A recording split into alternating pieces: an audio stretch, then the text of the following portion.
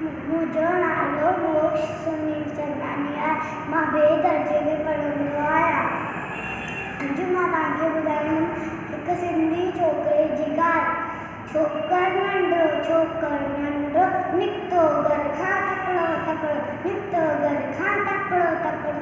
हथ संदसि छती प्यारी टिक टिक टिक टिक टिक। हथ संदसि छती प्यारी, सिर ते टोपी कारी कारी, सिर ते टोपी कारी कारी।